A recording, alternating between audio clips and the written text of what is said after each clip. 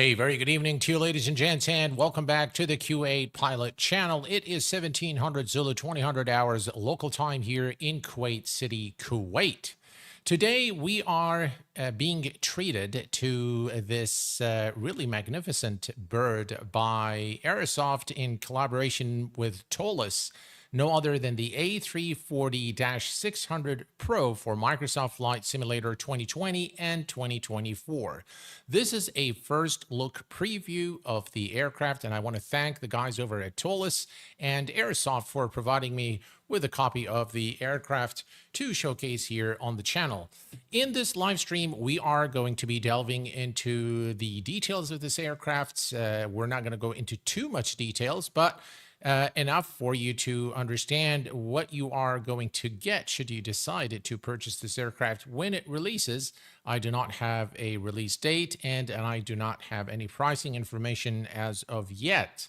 I want to welcome all of you guys in chat, and thank you very much for keeping my company this evening. It's been a rather... It hasn't been very nice, I should say, here in Kuwait in the last couple of weeks. I'm sure most of you have heard of, what's going on in this part of the world, but we're trying to keep high spirits. And, I'm doing one of the things I love the most is being with you guys this evening. So, first, and before we delve into, the visuals, the systems, and taking this aircraft for a flight, I did experience some intermittent internet issues from my provider, and probably has to do with what's going on here. But that said, I want to touch on the fact that this is probably the very first development where two giant developers, one for X-Plane and one for Microsoft Flight Sim, actually work together on bringing a high fidelity aircraft to the sim, to Microsoft Flight Sim. Now, ToLiss are known, the team over at ToLiss are known for creating very high fidelity systems for aircraft, and we've seen their fleet of aircraft for X-Plane 12, X-Plane 11 as well. So we've got the A319, the A320-21neo, the A340, and now the A340 into Microsoft Flight Sim. First, I want to say that I really welcome this sort of collaboration because it really underscores the commitment of these developers, setting aside all the differences, but coming to work together on a project like this is really commendable. So hats off for the guys over at ToLiss and Aerosoft. The whole thing actually started in 2023 at FS Expo, when the two CEOs have met there at FS Expo, and 6 months later, Aerosoft contacted ToLiss and said, hey, we've got this idea of collaborating on bringing, an A340 for Microsoft Flight Sim. And it took ToLiss another 4 to 6 months to just research the viability of this project. And they decided on very clear lines. So the agreement between ToLiss and Aerosoft was as follows. ToLiss is going to do all the systems and the flight modeling. And I tell you, it really shows when you fly this aircraft. And Aerosoft is going to be in charge of all the visuals. Now, I'm also happy to say that the cockpit textures of this aircraft were done by Atrium Liveries. I'm sure a lot of you guys know this name. He's very known for creating very high fidelity liveries for multiple aircraft. That said, you can see the internet is not really helping much today. So let us begin by taking a look at the aircraft visuals. And needless to say that this aircraft has been created with a lot of care and finesse. I know that you're seeing some blurred textures there, but that's not the aircraft. That's my internet connection, unfortunately. So I've been suffering from this for the last few days now. You can see now the textures have come back. So I've had this issue, but let me go down here because I do want to show you how detailed the landing gear is. Look at this detail, guys. Look at that. Wow. I mean, this is what I would expect from a high fidelity payware aircraft. And every little detail has been meticulously textured and put into this beautiful aircraft. You can also see the residue there from the brakes. Look at those wheels, how beautiful they are. The amount of details is just massive. Look at the wiring. Look at that. It's really, really cool. Very, very nicely done by Aerosoft there. Nicely done there. You can see again. You can tell that this is something that has a. Let me just go up here. There you go. Again, look at the details. You can see all the wires coming in there. I think those are hoses, probably liquid for the hydraulic fluids, for the brake fluid. So, and again, you can see the fuselage, a little bit of, again, this aircraft, by the way, is still not finished. So it is pretty much, this is a preview. You can see the details on the fuselage here. And then if we look at the wings, look at those beautiful wings. And again, the details both on the bottom of the wing and on top of the wing as well. Look at those details. This is really, really nice. I really like that. The PBR materials, the texturing is really of the highest order. And you look at those engines, very, very beautiful engines as well here. Look at that. You can see those beautiful blades. And the inlet there of the engine is just really, really nice. Very nicely done. The texturing is just superb on this aircraft. Now, if you ask me about the FPS, it's actually comparable to other aircraft. So I'm getting right now, let's see, we're getting 104, 103 FPS with frame gen. So yeah, it's comparable to other aircrafts of the same fidelity. Again, look here at the detailing, the rivets, the bolts, the beautiful texturing of the passenger windows, and of course, the aircraft overall is very authentic. So this looks pretty much like the A340. Let me go to this view here. Let me reset this view. And what I want to show you is the iconic look of the A340 from the back. You can see there's a lot of resemblance in the curvature of the wing with the A380. A massive, massive aircraft. Very nice. You can see the textures now more clearly, that it loaded everything properly. You can see the exhaust right there. Very, very nice. Okay, so the most important part is, of course, the cockpit, guys. So let's hop into the cockpit. It's going to take a little bit of time to load the textures again due to the intermittent internet connections that I'm having today. But yeah, I think it's starting to load. Okay, so first I want to say, I think it's loaded now. Okay, first I want to show you one thing here. Let me go and zoom in. Look at the details. The scratches, this looks like a real panel. So they've spared no effort in making those textures look very realistic. I'm not really sure about the coloring, though. I think the color normally on Airbus is different on the glare shield and the rest of the cockpit. I can't see this here, but nonetheless, I have to say that the texturing is really of the highest order here. Again, look at the details there. You see the details right there, 119 VU. The texturing is really of the first order on this aircraft. Very, very nicely done.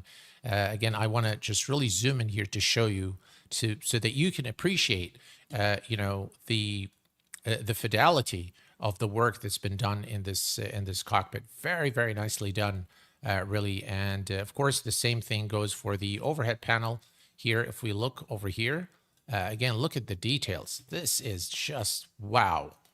I mean, look at the panel here. It looks so real. Yeah, you've got your screws and all the coloring there, the Airbus markings there. The knobs and the switches themselves look, you know, a little bit used and old, which really gives this cockpit a very realistic look, which I honestly like a lot. Very, very well done. You've got also your headset here, which is, I think you can put that on because it's loud. And you've got your oxygen mask. So this is now modeled. This reminds me why ToLiss hasn't done this for their aircrafts in X-Plane, which I kind of want to see. Then you can, of course, open the little iPad here. It doesn't have the computer, but it's there. It's modeled. And then, you know, a few things that you can move around here. Everything is really detailed. I really, really like this. Now, this is going to bring me to the EFB, which we're going to be talking about once we start using it. And I will give you also my comments and my thoughts on the EFB. Of course, for those of you who are coming from X-Plane, will appreciate that this looks very familiar, but I do have some other accounts that I will share with you when it comes to this. Okay, so let's take a quick look at the passenger cabin, and I'm just going to go through the door like that. And for those of you who like passenger cabins, this aircraft has a very beautifully modeled and textured passenger cabin with all the blows and whistles. As you can see here, again, you can see the slide door. Again, very, very detailed texturing. I really like that. Even the instructions on the door are there, which is pretty cool. Now, moving forward here, you've got the lavatory here, and then you've got your first class passengers here. Very, very nice cabin here, as you can see. And they've got roses. Yeah, that's a little bit of love for you guys, for the community. Yeah, some love for you here. All right, you've got, again, you can see the guide or whatever, instructions there for the aircraft. So you've got your business class seats here. Again, in all the Lufthansa, there's several liveries that come with the aircraft. Very nice as well in the business section. And then, of course, you've got the economy class here in the back, which looks, actually, this is still business, isn't it? Yeah, this looks like business. And then the economy comes probably in the back, or maybe this is premium economy. It's kind of mixed.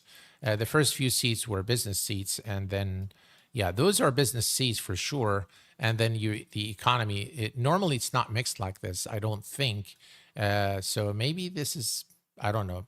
I don't know if this is true to life or something that requires a look, but, you know, the passenger cabin itself is very nice.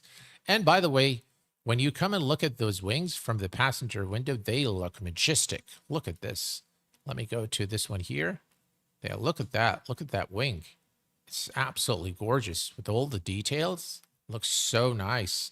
So far in the textures department, I think from the authenticity perspective of how this aircraft actually looks, it looks very, very good. And I have developed an AI model that actually takes a look at pictures of aircraft in the sim and compares them to the real world aircraft and tells me how accurate it is, so that it's not subjective anymore. It's not what I think, but it gives me a little bit more of a perspective on how accurate the aircraft is. And the model has told me that this aircraft is about 98% like the real aircraft in terms of how it looks. So the 3D model itself. So that's again testament to the fidelity and the finesse that ToLiss and Aerosoft has brought into this aircraft. Well, when it comes to the visuals, it's obviously how can you walk through the plane so easy? I've got chase camera.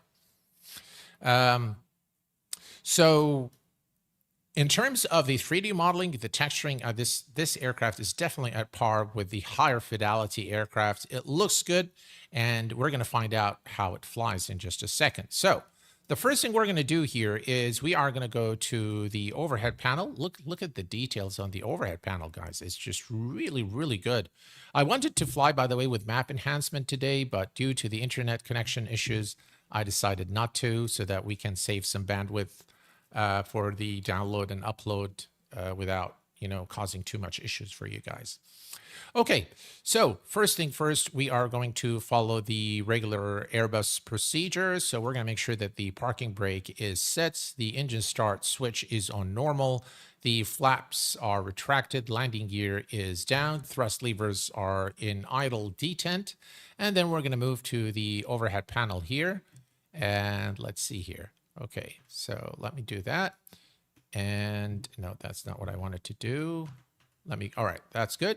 Okay, so we're going to make sure that both wipers are off, and we're going to make sure we have more than 25 volts of battery. And we're going to start battery 1, battery 2, APU bat, and now we can turn on the external power. Very nice sounds. The ambient sounds are quite nice. Let me bring up the volume here a little bit. Okay, we're going to set this to auto. And let's see here. Okay, so we're going to go to cruise supply, turn that on. Ground control can go on. And we're going to test the APU right here. Takes time for the dings to start. Nav 1, Nav 2, and Nav 3. And let's see, we're going to do the engine fire test. Okay, all checks okay. And we'll look up here. Everything's good. Everything's good over there. Perfect. Next, we're going to come down to the lights. We're going to set these strobes on auto. Nav light 1. I noticed these switches don't have sounds, but this is still in beta, so this is probably some of these things will probably need ironing out and fixing. Okay, so let's see here. Arm the emergency lights, non-smoking to auto, fasten seatbelt signs to auto, and I'm going to go ahead and start the APU. So we're going to wait for the APU flap to open. And all right, there we go. It's open now, and we're going to click here on start. Perfect. Okay, next we're going to come here to the electronic flight bag. Okay, so first we have full Navigraph integration. We're going to go to the SimBrief operational flight plan, and we're going to click on download. And that is going to set the payload to the SimBrief flight that we're just going to wait for the... All right, so we have now the flight plan. You've got your weight and balance, the takeoff performance, which we'll take a look at, landing performance. You've got the full checklist here as well, which is nice. You've got your credits here, startup situation, similar to those of you who are coming from X-Plane will appreciate the familiarity with the electronic flight bag. You've got your config, sim control, the ground services, full scenarios. Very, very cool. All right, sounds and replay. Again, you've got that here. So you've got your volume, everything. You can set the replay mode. Okay. Joystick and actions and your accounts. This is where you set up your SimBrief ID and what have you. Okay, full ACARS, by the way, support as well.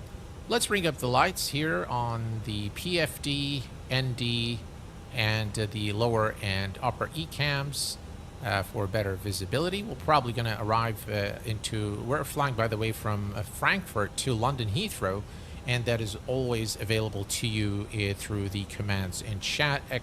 !route is going to give you the route that we're flying today. So we are going to everything here. Let me also increase the brightness of the MCDUs. I'll answer most of your questions, guys, once we're in cruise. I do want to keep my thoughts. I want to be able to give you something that you'll be able to come back to, as a rerun and enjoy it as much as possible. I know that's not always a possible thing to do. Okay.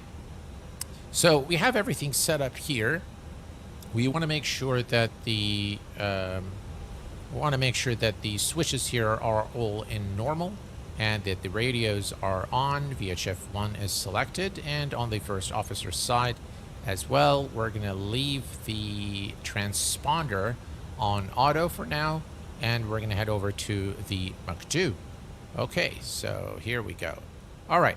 So it was a little strange not to be able to pop this out. Let me bring this a little to the side and bring Navigraph charts. Here we're going to need the departure information. All right, so we're going to follow the airline, official airline sequence, which is diff strip data init alpha flight plan, secondary flight plan, radio, init Bravo, and then performance, div strip. Okay, so first, this is the data. We have the Trent 556B engine. The active nav database is current, and we're good to go. So we're going to go to init alpha, and we're going to do an init request, flight plan data in progress. We're going to give it some time to load. And what I really appreciate is they brought exactly the same integration from X-Plane into this aircraft. So we are at Lufthansa 001. This is the inaugural flight for the A340 by Aerosoft and ToLiss. We have 275 passengers with a cost index of 80 and a cruise altitude of 34,000 feet. Okay, so that's init alpha. We're going to clear this, clear that. And next we're going to go to the flight plan. So we are at Frankfurt. We are departing runway 18 through the Sober to Lima. So let's Sober to Lima. There we go. And insert that. And next we're going to go to our destination, London Heathrow, arrival. And it's the ILS 09er left at London Heathrow through the Loga 2 Hotel. Loga 2 Hotel, that's the one. There is no transition. Perfect. Insert that. And we're just going to make sure that our flight plan does not have any discontinuities here as we cycle through. Looks like we're good. Decel, center fix, final fix, and London Heathrow 09er left. Okay. So then we're going to go to the secondary plan. We're going to copy the active plan. Next, we're going to go to radio nav. We have the radio frequencies there for VOR 1 and 2. And next, we're going to go to the progress page.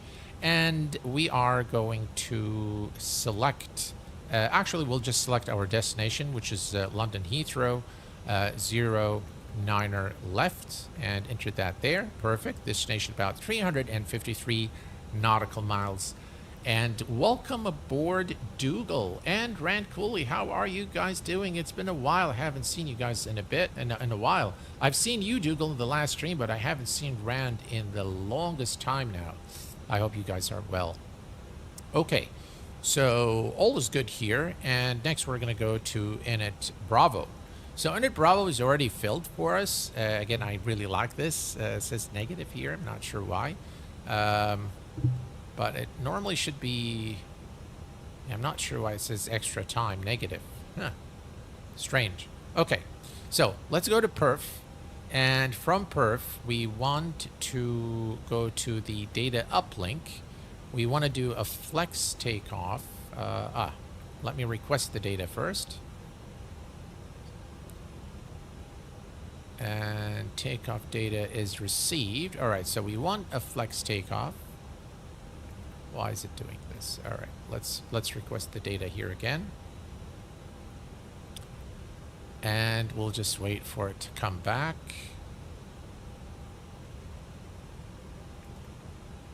All right, looks like it's in. So we're gonna insert. No, we don't want. All right, so that's no. Flex takeoff. Flex takeoff flaps 3 cannot be. All right, maximum takeoff flaps 1 2.9. That's strange, isn't it? Huh. So if we go flex, it wants flaps 3 and maximum takeoff flaps 1. Maybe because the runway is short? I don't know. Strange. All right, let me go very quickly here to the winds.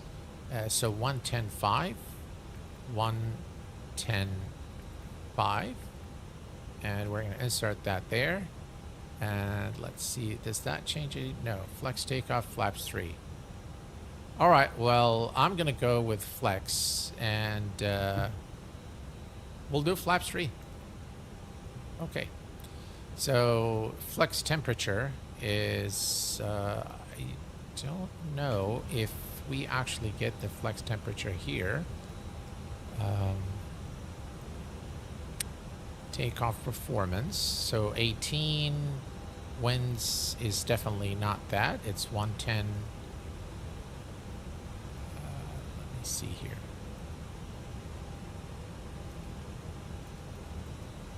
Nothing changes. There we go. Okay, so we've got 110. And we have 5. Doesn't want to change that.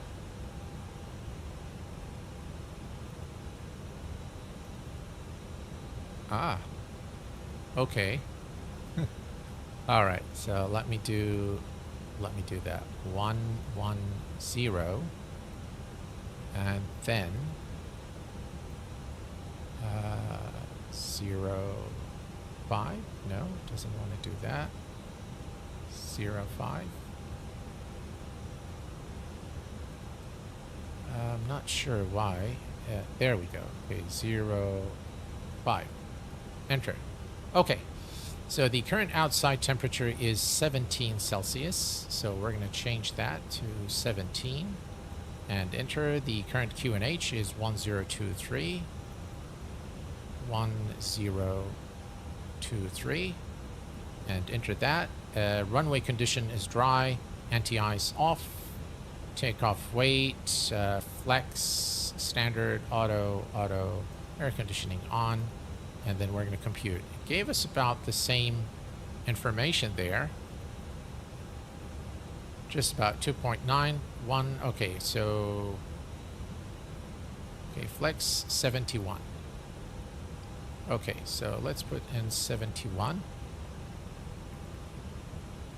I think you need to put 71 Fahrenheit. Let me see here. 71 F.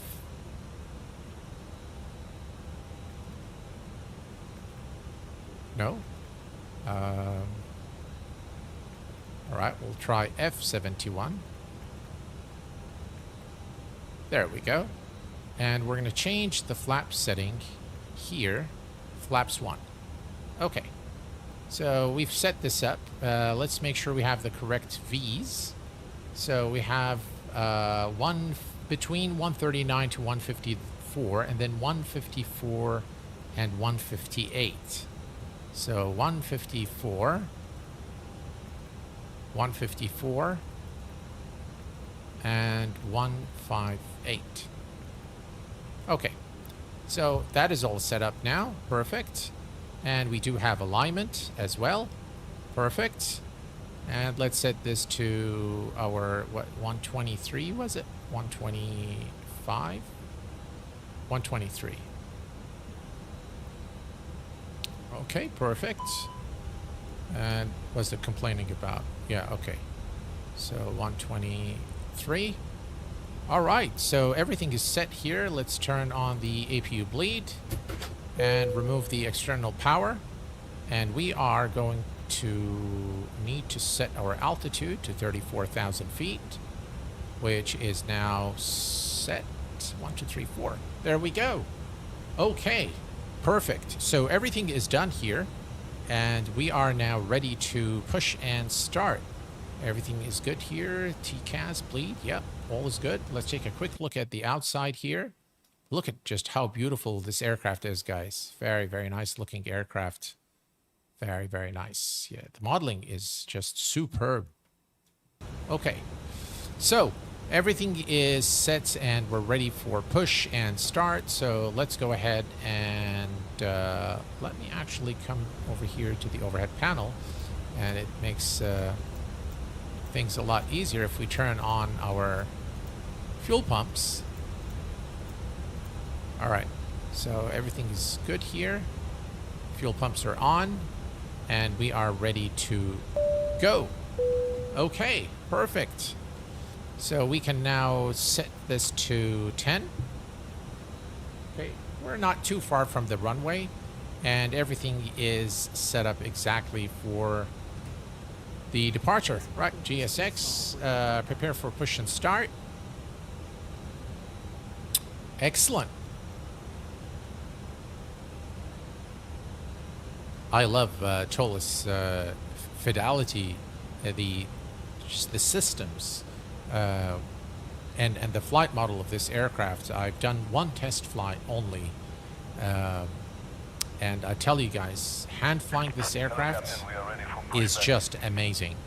It really feels like a big aircraft. The turns is when you lift off, you feel how heavy this aircraft is and how big, but you also feel that it's got so much lift power because of those really large wings and powerful engines.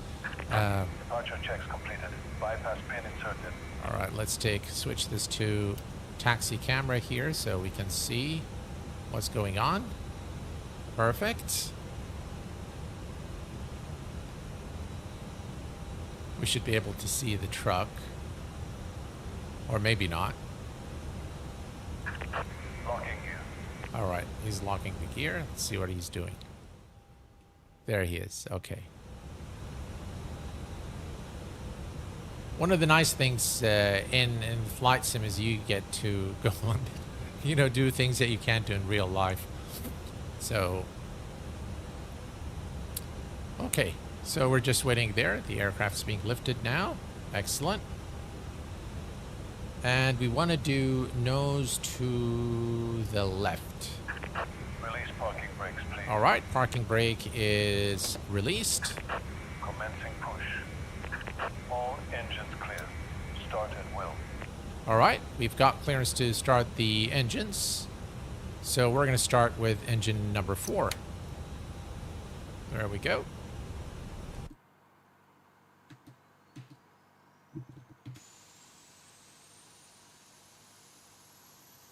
Oh, yeah. Looks so nice.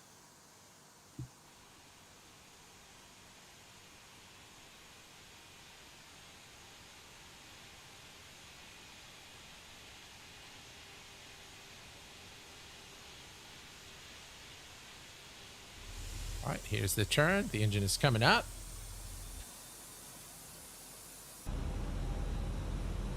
We're going to get that every time we go in and out, but that's okay. All right, so the engine is coming up. Let's go to the outside.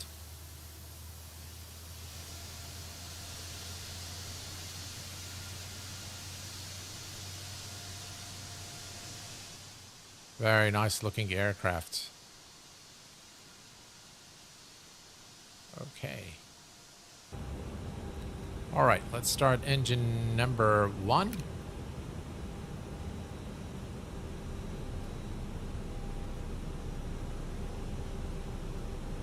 Again, I do apologize, guys. My internet connection is very lousy today. I've called my internet service provider, and they said that there is something that is beyond their control that is causing the slowness, and that they're working on it. But fortunately, we can at least stream today, so that's good.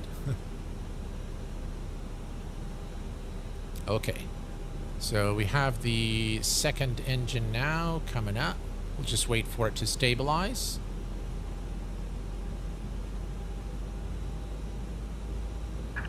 Please set parking brakes. All right, parking brake set. Waiting your confirmation for a good engine start. Okay.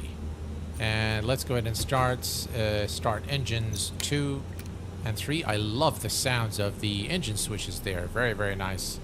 Okay, so we have those 2 engines. Now, I've noticed that when I go to GSX and say, I don't get the confirming, it says engine not started, call you back later. So it kept doing this. I think this is maybe a bug. Yeah, it just won't happen. So I'm just going to say stop here. All right. There we go.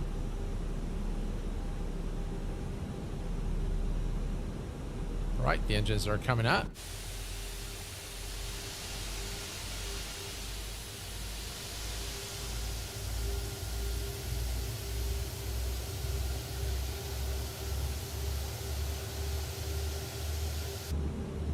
Love the engine sounds. Very, very nice. Okay. All right. So the engines are available now. All right. Left is clear. Right is clear. Right. Thank you for your service. And we can now turn off the APU. Let me just make sure that, yep, we can turn off the APU bleed. APU master.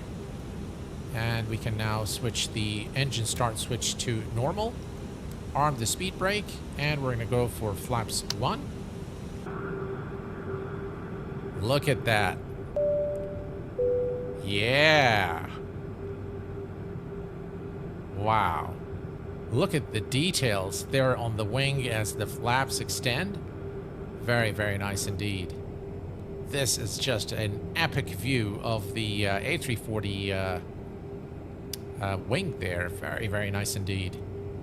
All right, let's go back again. Look at, guys, look at the details there on the wing. Such a massive wing. Very, very nice looking aircraft. Okay, so we have everything here ready. We're going to come here and set the auto brake to rejected takeoff. We're going to put the terrain on the first officer's side. We're going to turn on the... It's been a very snowy winter here, and I'm tired of shoveling snow, rolling on the floor laughing emoji. Buy yourself a coffee. Oh, Boeing Corp Mike, thank you so very much, sir, for your generosity and your support over the years. I really, really appreciate that. Thank you so much. And here's the heart from Q8. Thank you very much. Very, very kind of you. I really appreciate it. I'll definitely have one after IFTAD tomorrow. I'll go and get me a Starbucks for sure. Thank you very much. Appreciate it, my friend. A lot of people were complaining about textures. Yeah, the textures are actually very good, I have to say. The coloring is off, in my opinion. So just knowing Airbus and knowing, and there is a little bit of stuttering sometimes that happens as well, which we are experiencing. But yeah, let me go ahead and do forward here. So we check that, and now we can do the takeoff config test once we turn on our taxi lights are on, and we're pretty much ready to go now. All right, so parking brake is released, cabin is ready, and we're going to put the TCAS on auto. And let's see here, we're going to put the weather there, weather scan, and there we go. Okay, so everything's good here.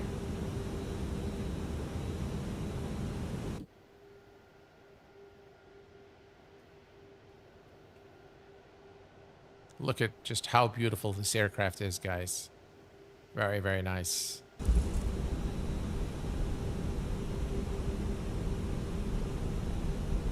All right, takeoff config test. Let's test the brakes. Brakes check okay. All right, perfect. Everything is set. And 2.9 is set. The trim is okay. Perfect.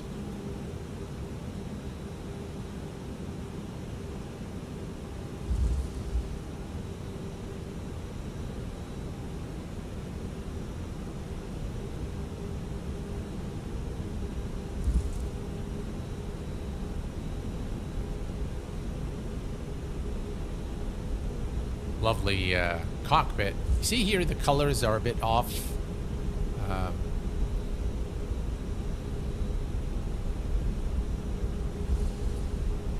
And I do get some stuttering with this aircraft for some reason. I really am not sure why. But yeah, that's probably something that will get ironed out, you know, before release, hopefully.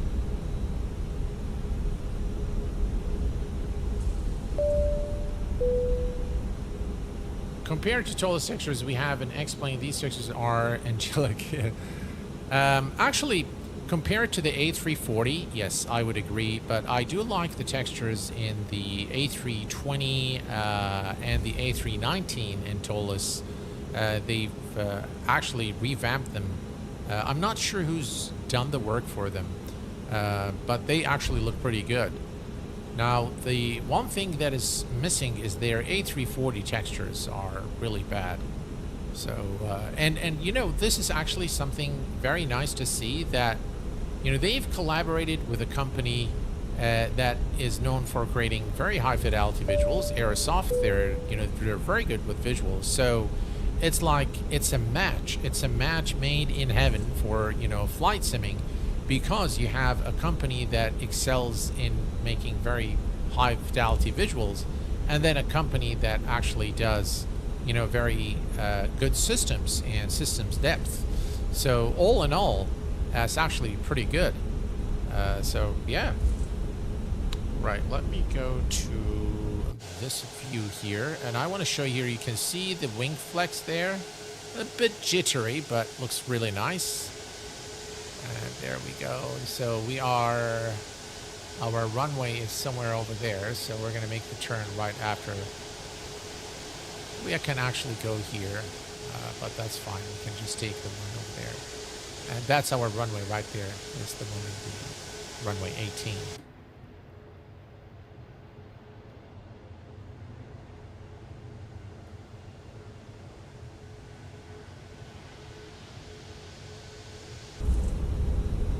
Yeah, every time we go outside and come back in, you will get these. That's because of my lousy download speed right now. So there's a lot of latency, which is causing these blurry textures that you're seeing here. Hopefully, my service provider will get this fixed. And they said it's been like this for the last 5 days, so hopefully they'll fix it soon. We can see the textures coming back. It's a bit of an immersion breaker if you ask me, but yeah. So we do have the terrain there. Yes, we do. Okay. All right. So all is good here. And we're coming up to the runway. Let's see. I'm not sure exactly where this runway is. So let me just go outside. Yeah, okay. So that's the runway. It's right ahead. Okay. Now, one thing I also have had issues with is my joystick. So right now you see that we are barely have a little bit of thrust, but my actual throttle is almost at max. So the ToLiss guys wanted actually me to help them with this and give them, pictures of both, but then we've had these issues here in Kuwait, which kind of rendered me unable to do a lot of things. I've never been a huge fan of the A340, but may have to get this one. It definitely has big potential. Yes, Dougal, you will not regret this one, to be honest, because it is really a remarkable aircraft, and performance-wise, visual-wise, depth-wise, it's got failures. I'm actually tempted to try to, do an engine fire. Maybe we'll do that once we arrive into London Heathrow. Okay, so landing lights on, nose light to takeoff, runway turn off lights, strobes to on, and then we're going to come here, set the transponder to TARA. Okay, perfect.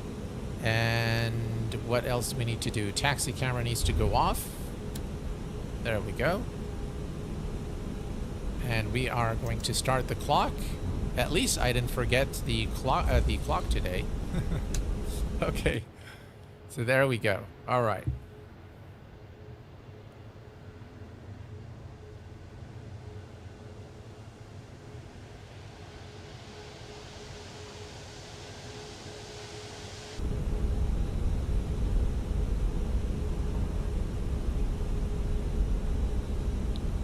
Okay. So yeah, the textures is this. By the way, the same thing is going to happen when we arrive into London Heathrow. We're going to get those textures. It's going to look like that because of, again, it does come, but it is a little bit annoying, I have to say. All right, we're good to go. Engines are stable. And manual thrust SRS. There's no runway today. Do we have it in the right spot? We do.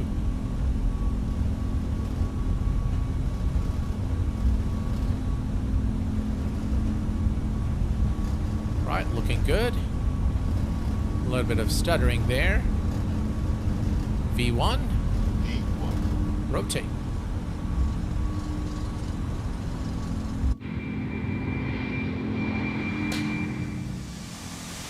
Pause a brake, you're up.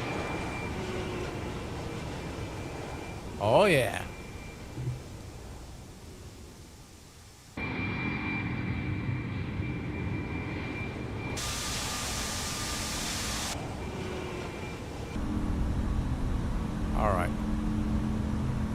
hand flying this aircraft is a real joy. Right, thrust climb is set. And autopilot 1 engaged.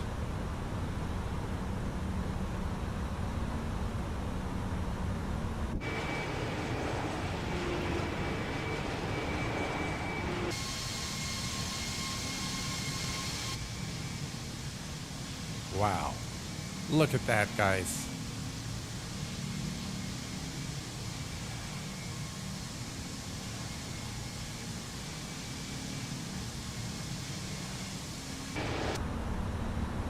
All right. So here we are. We can go flaps up and disengage the speed brakes. We'll switch this to 40 nautical miles. Let's put the constraints here just so we understand what's going on here and if we have any restrictions. This aircraft is truly majestic. All right, 6,000, so standard baro. There we go.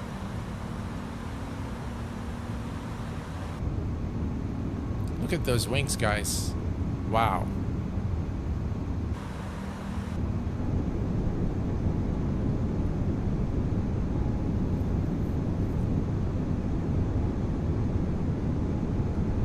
It really, I mean, you will only appreciate how this aircraft hand flies when you actually test it out. And when you actually, the first time you lift off the ground, you will feel, you know, that this is really a heavy aircraft, but you can also feel that it's got very powerful engines. It's got tremendous lift as well. And you can feel those things as you pull the yoke or the stick if you're using a stick. But definitely one of the most joyful aircraft to fly in Microsoft Flight Sim as far as airliners go. It's not touchy. A lot of the aircraft in Microsoft Flight Sim are very touchy, even with applying response curves. But this one actually feels heavy. It feels like a big airplane. So I really like that. I really like that. Flight model, of course, fly-by-wire. This is by the account of ToLiss. This is one of the most accurate fly-by-wire implementations done for an Airbus. So, yeah, let me see here. Let me try to answer some of your questions. EDDF 18 has no localizer, so no runway. Well, that's what SimBrief gave me. So blame it on SimBrief. Exactly what you're talking about. I pretty much have the same feeling. Yeah, let me see. Some Reddit users are claiming ToLiss A320 textures were made by Flight Factor, but I can't find anything official regarding it. It might be, actually, because they work together on several projects. So I wouldn't be surprised if they've done the textures for them. Now, by the way, Flight Factor also works with another company called Step to Sky. So they don't actually develop everything. They do have another developer that works with them. Has it been released? No, not yet, Delta Mode. And I don't have any information on the release date. But so far, it works really well. And yeah, this is really nice. All right, of course, I'm using chase camera today. Let's go to 40 nautical miles here. All right, so let me go to the EFB now, or the MCDU. And what we're going to do is we're going to go to the flight plan. And let's select Sopra. We'll go to fixed information. And we're going to enter Echo Golf Lima Lima 09er left. Enter that. And we're going to give it a 10 nautical mile rate. No, that's not right. We wanted 10 there. 10 here. And that would be 090. There we go. Okay. Good. And then we're going to go to init. We're going to set the cost index to 0 to save a little bit of fuel. And now we're good to go. Okay, perfect.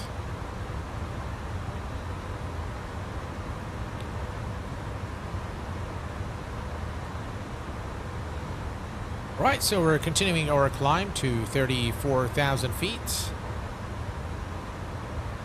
It's a beautiful day. I wonder what's the weather like in London right now. I know it was raining a couple of days ago. My mom is actually trapped in the UK. She's unable to come back home because of all the weather in Microsoft Flight Sim needs not improvement, it needs a complete overhaul because it is just dreadful. It's really bad. So yeah, I am, by the way, using today DLSS, I think quality. Not sure which one. Yeah, I think quality. So that explains why you're getting a little bit more artifacts than usual. With TAA, you don't get that. But again, trying to harness the power. All right, so basically, guys, as we climb here, there are a few things that I have actually given to ToLiss as far as my feedback on the aircraft. And one of the biggest things, I would say, things that I had a very strong opinion about is the electronic flight bag. Now, the electronic flight bag, if I look at all the paintware aircraft for Microsoft Flight Sim, that is, you will see that they have extremely advanced EFBs. So the EFB here with this ToLiss aircraft is without a doubt a very functional one. It works as it should, and it's feature list, and I think I want to try one of these today. We have to try one of these like engine fire and see what happens. But the fact of the matter is, if I look at even general aviation aircrafts in Microsoft Flight Sim, and even the cheapest of aircraft, you'll see that they have a very modern looking UI and UX. So with very nice buttons, very well organized, and you can also manipulate a lot of parts of the aircraft from within the electronic flight bag.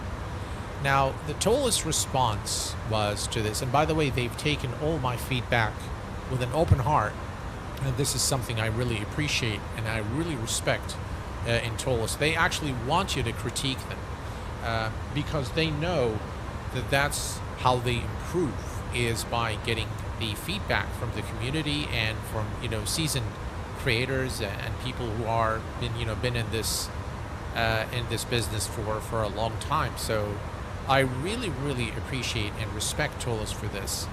So their response when I told them about the EFB was that it's actually, they had to think about it, and they said, well, we were kind of divided on having something brand new or bringing that familiarity to Microsoft Flight Sim for the X-Plane users. So the X-Plane users would feel at home when they use the ToLiss aircraft in Microsoft Flight Sim.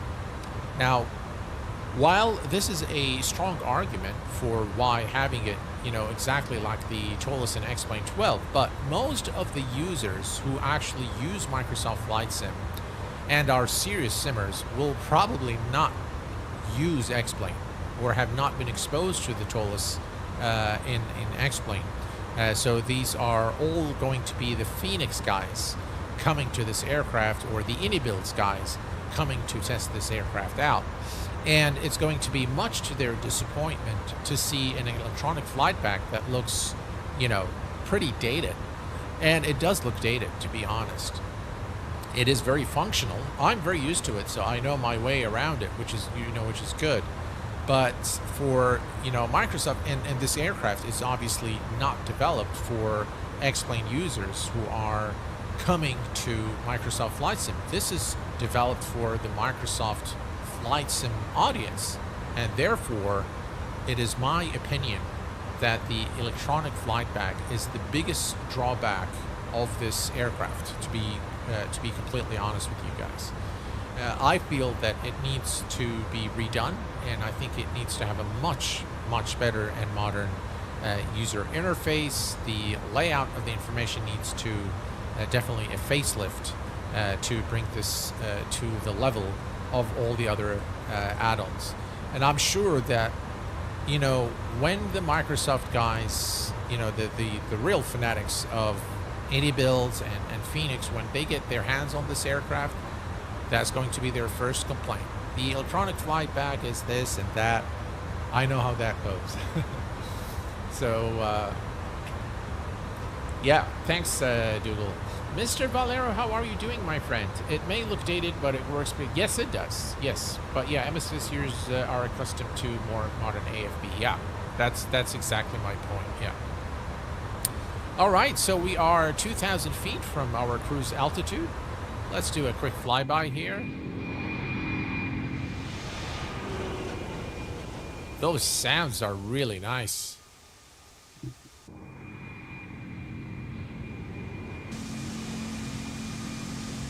There, look at that. Beautiful.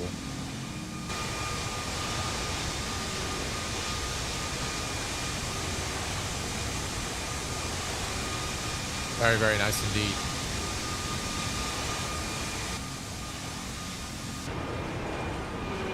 Oh, that is an epic view.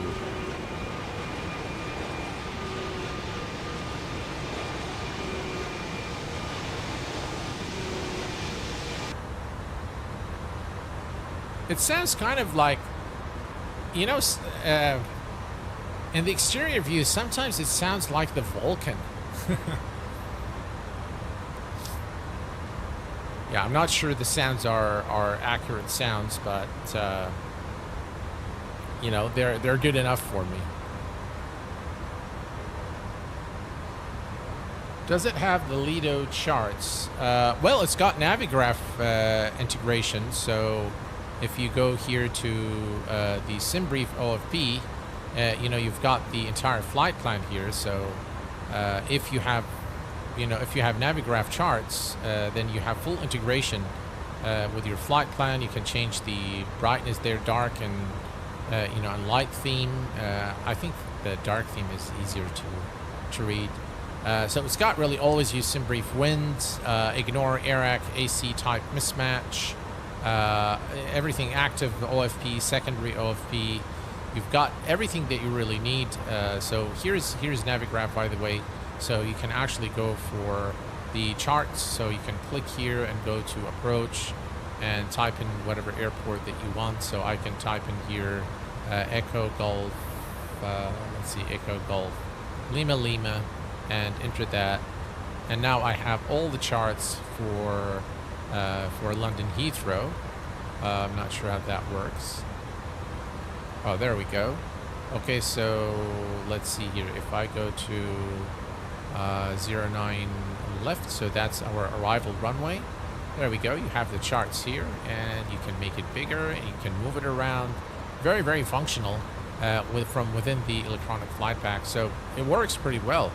Again, you've got your sounds, your replay, you know, all that good stuff. So,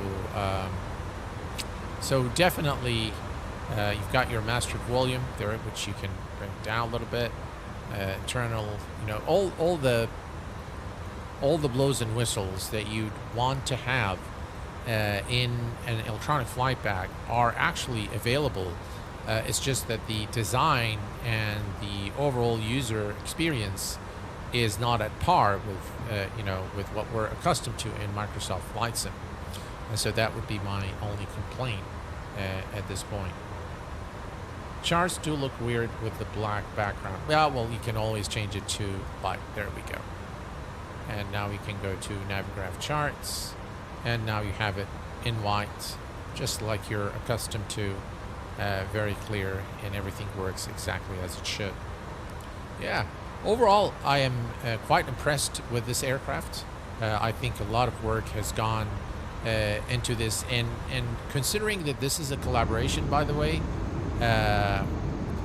it's actually more commendable, because I'll tell you what, guys, when you work on a platform for so long, like ToLiss, one of their mission statements is to be platform independent, and so this was a great entry into the world of Microsoft Flight Sim and the development of something for Microsoft Flight Sim. But the collaboration itself, in itself, is commendable.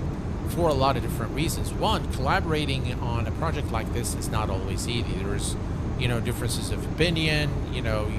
When you're your own boss, you do whatever you want and that's it. But it must have been a journey for ToLiss and Aerosoft to, kind of get to know one another and agree on the thin lines and, work together into bringing something to the community that is of this fidelity.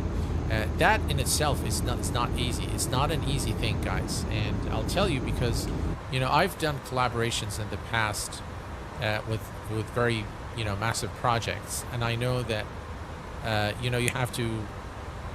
You have to compromise, just like, in a marriage, it's just like in a marriage. You have to compromise things, and you have to kind of go out of your way. Sometimes you have to swallow your pride, all of that good stuff. So, yeah, but I am very happy to see this collaboration coming to light.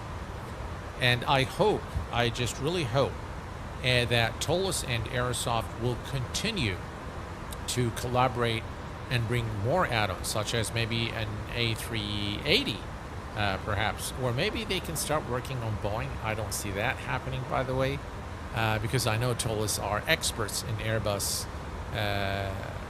I know the lead developer was a former Airbus guy. So, does it have the same functions? I love that feature in ToLiss aircraft. All the features are there, for sure. Perfection is the enemy of excellence. Yes, for sure. For sure. I remember my very good friend, Steve, who's passed away many years ago. He was my best friend when I was back in the U.S. And I would sometimes have, people for dinner, and then he would come like before. What happened there? He would come over and just kind of, check on me and see what I'm doing, and then, he sees how I organize things, and I will, even on the cutting board, everything is so organized, and he tells me, Sam, you are so fastidious, and I just can't imagine, doing what you're doing. It's just crazy what you're doing. I'm a lot less, organized now. With I think with age, I think you lose some of your touches. But yeah, all right. Let me go 155. We still have some time, but let me go ahead and enter the arrival information. So let me put this here on the side and bring up. I really like the night lighting inside this aircraft. Let's go to our destination airport, ladies and gents. We're going to go to London Heathrow, and we're going to go to the weather. We have the QNH there as 101021, and the temperature is 10 degrees Celsius. Ooh, pretty cold. All right, and the winds are 100 at 4. Transition altitude is 5,000 and DH is 50, I believe. We can go to the charts. Approach 09er left or right. I can't remember. 09er left. Okay, so 09er left. 07. No, that's EDDF. There we go. Okay. So 09er left, and let's see, the approach, that's 1, we don't need that. We need the platform altitude, which is 2,500 feet. Okay, we need the decision height is 50. Okay, so 50, and that's set. Perfect. We're gonna go back to flight plan, and we're going to set the MCP altitude 2,500 feet.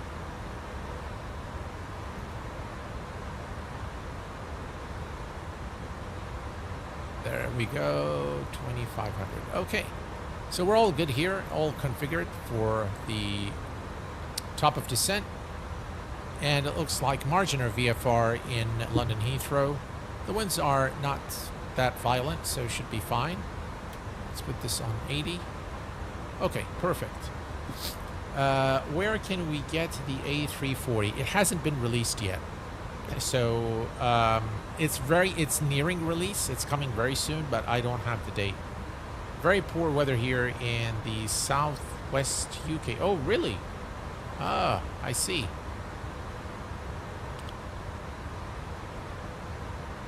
"50 feet is the Cat 3 minima." Yeah.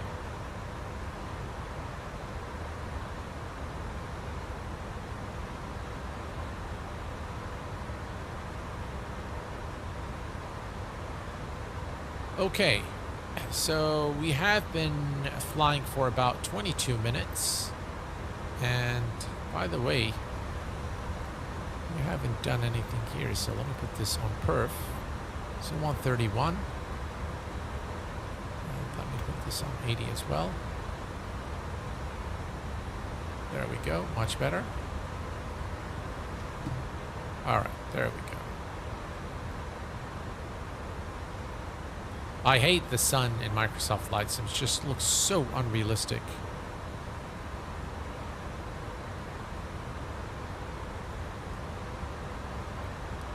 You're starting to see the lights now inside the cockpit. It's got really nice lighting, by the way. I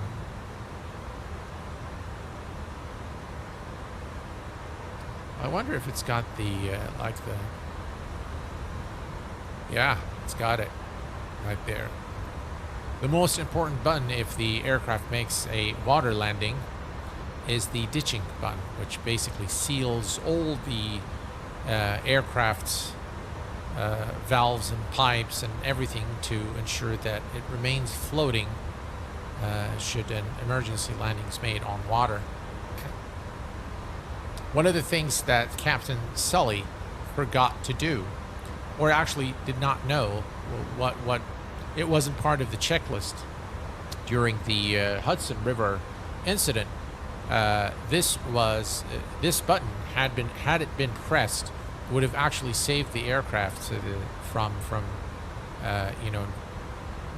just drowning. And later on, Southwest or U.S. Air, beg your pardon, has revised their entire checklists to ensure that the ditch button is pressed if an aircraft makes an emergency landing. On ground and in air. Does air feel like in XB12? Yes. Yes, it does.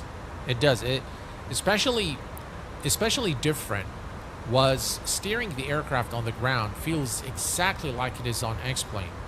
There is a very subtle difference that you can feel, but as far as steering, you can definitely feel the you can feel the very unique way that this aircraft steers, and it's not a very easy aircraft to steer on the ground. And that feeling, if you will, maybe for the lack of a better term, is definitely there, and you can feel it. Definitely hand flying the aircraft is an absolute joy. Very, very nice. Very sturdy aircraft, very powerful engines. It's got, substantial lift thanks to those, huge engines. And we will be, of course, disconnecting the auto. I was actually tempted to do an auto land to see if it actually works. But for today's flight, what is that? That's more than likely chase plane doing strange things. A passenger's opened one of the rear doors without instructed to do so, so pressing the ditching button wouldn't have made much difference in the Hudson case. But Sully still forgot to... Yeah, he did. He did. Can we try out the state save today? Maybe we're able to do multiple landings attempts with it. I'm very, I don't know, because I don't want the sim to crash, or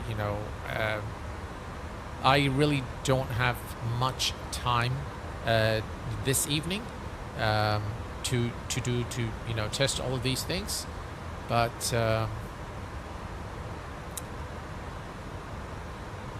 maybe some other time we'll definitely do it. And I don't know if it actually works or not at this point. But yeah, I promise you that we will play with these, and I'm actually tempted to do an engine fire, to be honest, but I'm not sure. I really am not sure. So let me go. Where did I find this? Count and settings.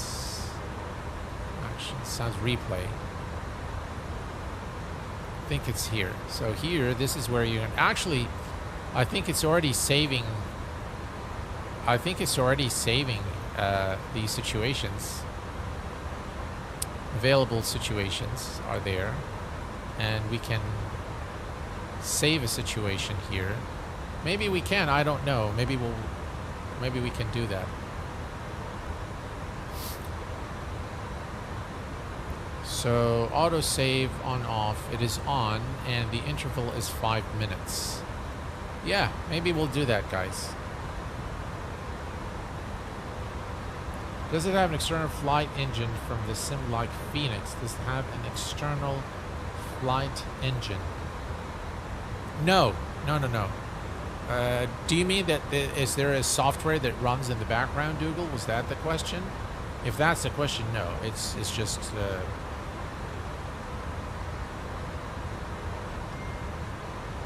automated and replay are auto. Yes, yeah, it doesn't have anything, no. It's self-sufficient, runs in the sim.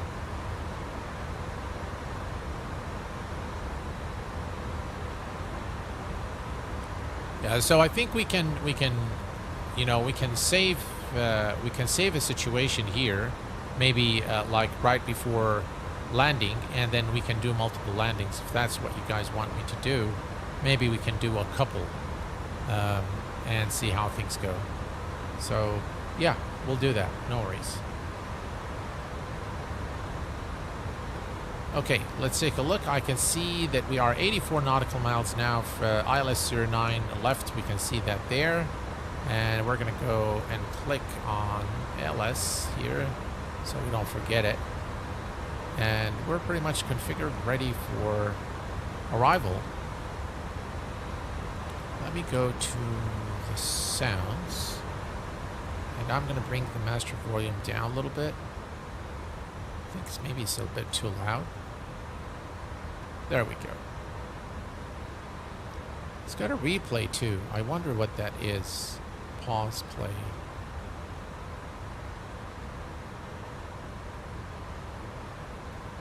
Wonder if it works. There is no replay mode there. It doesn't work. Okay. Quick look here at the outside.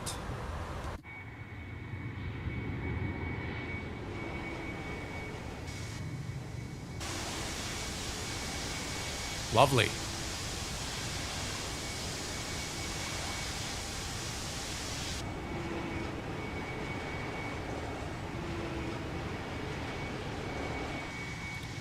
You know, one strange thing I've noticed is we don't have contrails.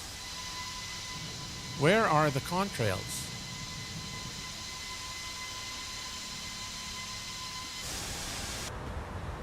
Huh. By the way, we forgot our lights. There we go. Why is the beacon off? I thought we turned it on.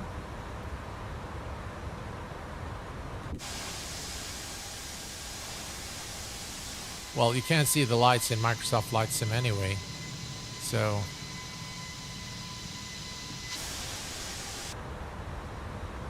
Alright, here's top of descent, so we're getting closer now to our destination. As soon as you see the ocean, you know that top of descent is approaching. Replay works, aircraft state saved, so works better in MSFS built-in replay. Oh, okay. I see. Aircraft state is saved, so works better than MSFS built-in replay. All right. Well, we can definitely test this out. We're going to go to the situations here. Why does this keep changing the sound? So when I click here, Look, it brought the master volume back to max. Not sure why it does that. Look at that. That's a bug, definitely. Okay, so what we're going to do is we are going to save a situation once we are closer to London Heathrow. And then we'll do maybe like multiple landings. Maybe we'll do like a failure, engine failure and things like that. We'll have some fun with it. I do not have much time, unfortunately, but we can definitely do that. Let me leave you guys with some nice views here, and I will be right back. Let me go to first the sounds. Let me go to the sound here, bring this back a little bit. There we go. And I'll just leave you with some cinematic views, and I'll be right back.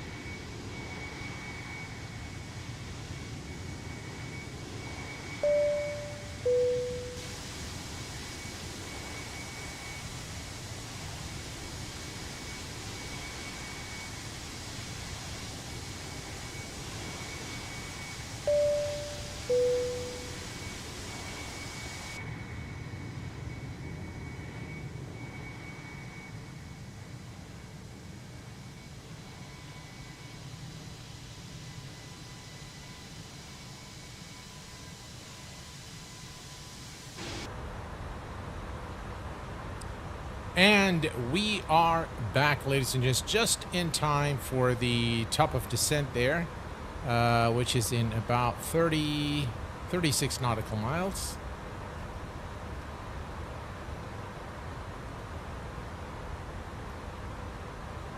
You can see there's a little bit of stuttering there. I'm not sure why it happens with this aircraft at times, not all the time, but sometimes it happens. Phoenix 100%. Yeah, Phoenix is a remarkable aircraft. Yeah, some puffs no contrails. Yeah, I'm not sure why. It should have contrails for sure.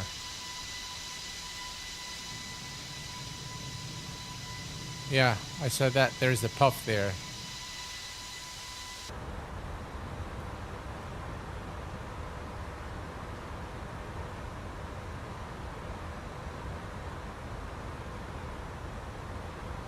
So overall, I think this is a very promising aircraft, and I am sure that it will be very well received by the Microsoft Flight Sim community.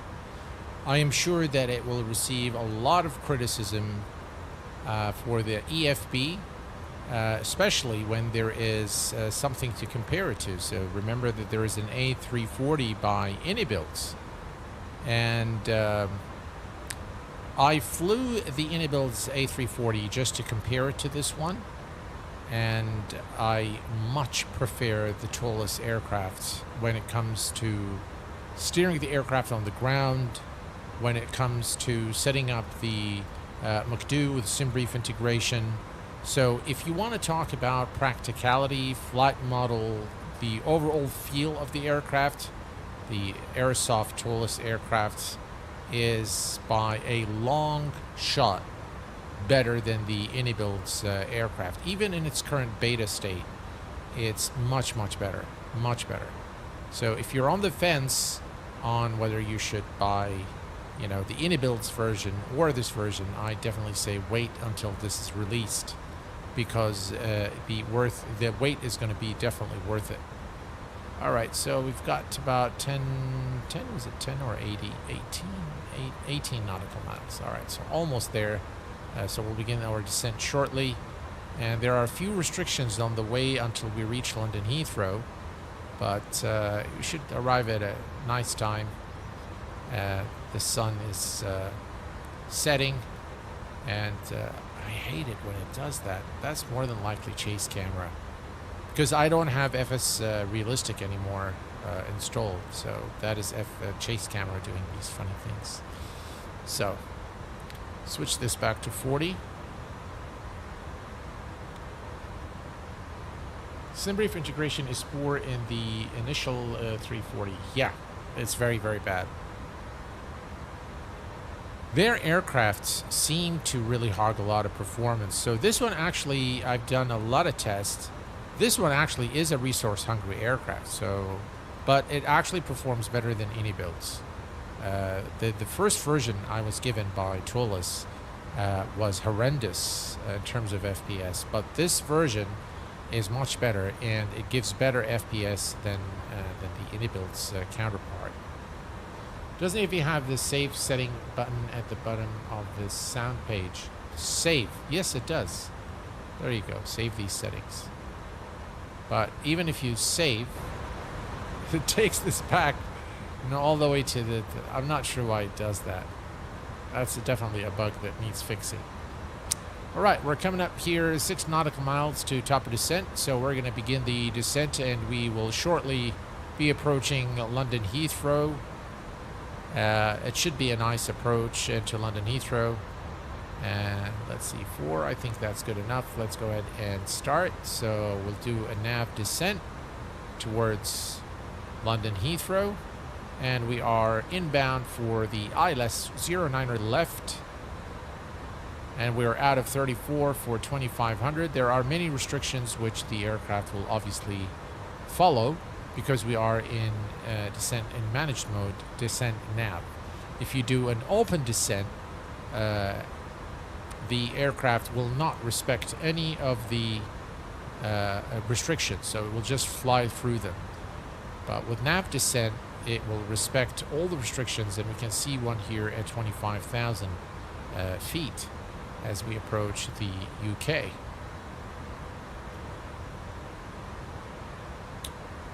I'm ready for the fire. We have Paul Waller. Welcome to the Kuwait Pilot channel. Aesthetic, welcome to the Kuwait Pilot channel. And Mayosk, welcome, guys. Glad to have you here as part of the Kuwait Pilot family. India won ICC 120 World Cup against New Zealand. Hooray! Well, congratulations, my friend.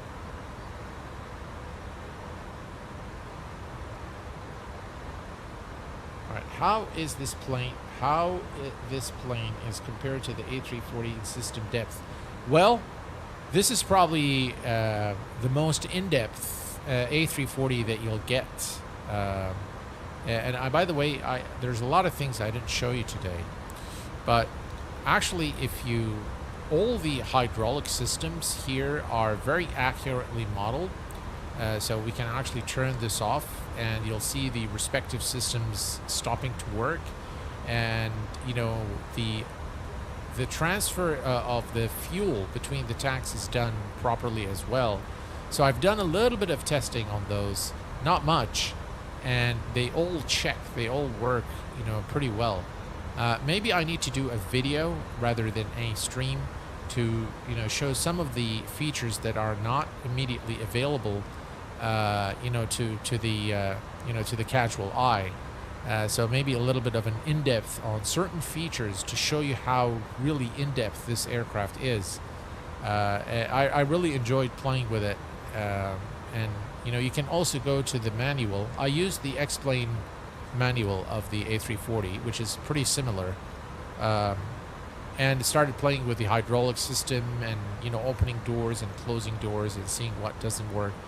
This is as good as it gets, guys, when it comes to the A340, without a doubt. I don't fly MSFS much. I may get this plane for it, though it won't take me away from X-Plane. Yeah, it won't take me away from X-Plane either. I just really, really love X-Plane. And with the recent change, with the last release from Laminar, it is very hard not to actually just fly X-Plane all the time. You know, one aircraft, one dev I wish would develop for X-Plane is Black Square. Although there are many general aviation aircraft for X-Plane, I think Black Square would just really make wonders. But yeah, I like ToLiss as a company too, definitely. They are great. In-depth fit would be great. Oh, we'll definitely do that. Been riding on the A340-600, might pick this up. You will not be disappointed, my friend. You will not be disappointed. Is this plane going to be available for MSFS? It is. It actually natively built for 2020, and they are the ToLiss and Aerosoft team will be working on a native version for 2024. It's compatible, fully compatible to 2024, which is what I'm flying today. So it works perfectly well in 2024, but it was natively built for 2020. So no issues there whatsoever for you guys still using Microsoft Flight Sim 2020. The trailer got some good music.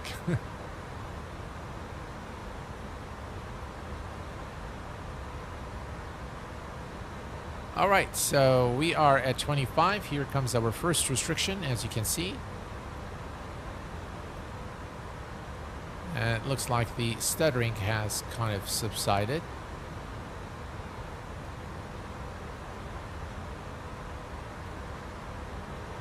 Let me see, there's a few things I want to remember here. Okay, let's see. I have engine bleed. I have hot bleeds. Engine bleeds are air, ram air. Maybe we should fail the engine and see if ram air deploys. That's one thing I didn't test yet. Alright, so that's engine. Engine bleed. Let's see, open, close. Does that work? Ah, that works too. Let's check the wipers. They do work. Okay. All right, so we're definitely entering UK airspace right now. And the sky color in Microsoft Flight Sim is really bad, guys. Sky color, the sun, and the weather, the clouds. All right, so we're out of the restriction now, so we're going to begin descending again, and there is another restriction at 16,000 feet. And this lens flare I do not like at all. Right, looking good here. Let's see, 220. All right, we'll just leave it alone.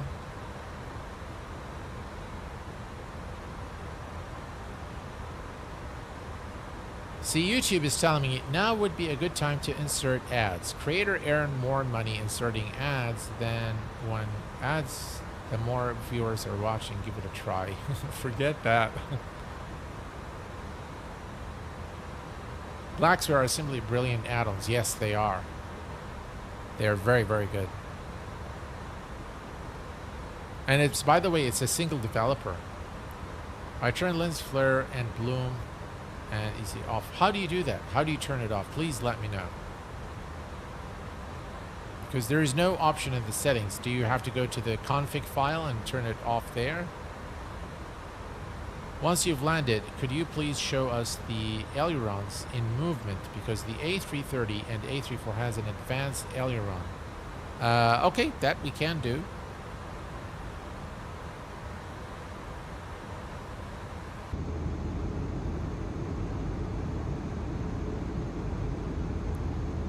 Those wings, man, I can't get over how good they are. The texture work is really superb.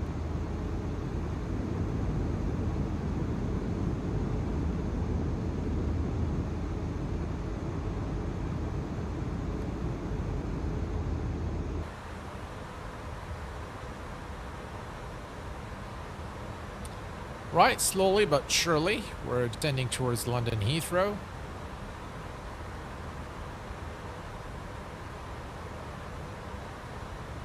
And we are a little bit too high for the current sector. We do have a restriction at 16,000, so I'm going to extend the speed brakes a little bit. That will help us descend a bit faster. We don't want to lose too much speed though.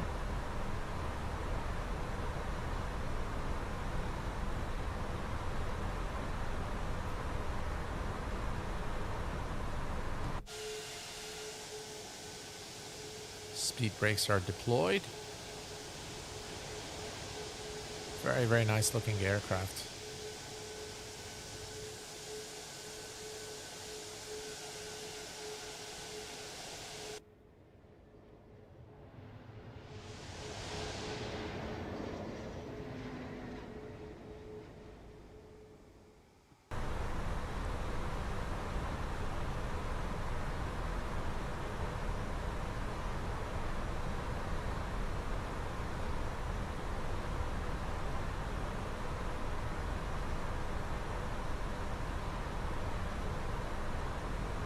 We're definitely a little bit higher than we're supposed to be.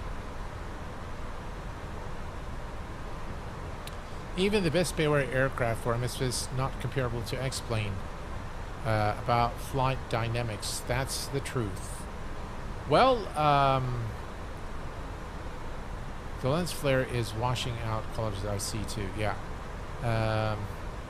Sorry, but going back to the minima 50 feet is Cat 3 minima flown with autopilot. If you fly intend to shoot the approach manually, then the correct value is Cat 1 minima, 279 feet. Oh, thanks for that. Appreciate it. Yeah, we're definitely doing manual, so I'll do this change. Performance, next phase, and 2279. There we go. Thank you. Even the best payware aircraft for me said, that's because of blade element theory. Yeah. That's because they use blade element calculation. Now, by the way, this is true for anything with propellers. Okay, for airliners, it's a bit different. Okay, so in airliners, it's slightly different, and there is actually a very subtle difference between airliners flying in X-Plane and in Microsoft Flight Sim. So the difference isn't that great. But when it comes to general aviation aircraft or helicopters, for example, X-Plane is unmatched. Okay, so we're out of 16,000. And let's see, we have another restriction coming up at 7. So I'm going to keep the speed brakes deployed a little bit here to force the aircraft to descend a little bit faster, because we are a little bit high.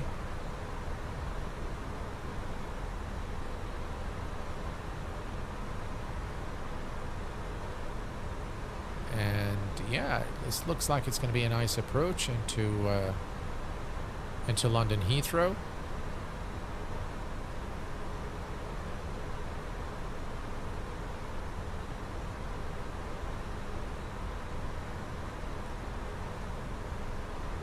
I love helicopter flying. Might have to try X-Plane just for that. Yeah. X-Plane has got some very, very good helicopters as well. There's actually a free helicopter, EC something, I forget. It's in the video I made on the top 20 freeware add-ons for X-Plane. You'll find it there. And I highly recommend that you, if you like helicopters, you'll find it very enjoyable. Now, one note, a lot of people have asked me on that video, on that specific video, hey QA, did you AI your own voice? And I said, no, I did not. And then I figured there is actually a setting in YouTube Studio that YouTube has set automatically for enhancing both the visuals and enhancing voice using AI. And they've turned this on. They didn't tell anybody about it. They just went and turned it on. So I went and turned it off because it seems like it actually it does some really strange things to your voice. So I have turned that off now, and that problem should not reoccur in the future. I just didn't know. I simply didn't know that that option existed. All right, so we are approaching 10,000 feet, so we're going to go landing lights on and nose lights, takeoff, runway turn off lights, and everything here is good. Fasten seatbelt signs there, everything's good here. The stuttering is definitely gone now, so it's butter smooth again. And we're back on track now as far as our altitude is concerned. I wish we would have been able to do map enhancement today because it looks amazing with the Apple Maps in Microsoft Flight Sim. It looks just fantastic. Look at those strobe lights, guys. Wow. Very cool. Very, very cool. One of the very few aircraft that you can actually see the strobe lights working is this aircraft. I don't know why there's a problem with the strobe lights in Microsoft Flight Sim.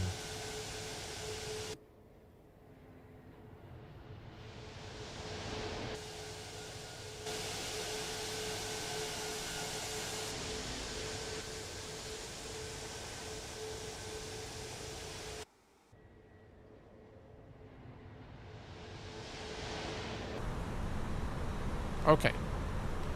So we're below 10,000. We need to maintain, speed brake is on, so let's take that there. Perfect. Okay. So we're doing very well now. 7,000 feet is another restriction there coming up. So we're almost there now. This is the 10 nautical mile brink there. And this is 09er left at London Heathrow. And everything is looking in tip-top shape for our approach.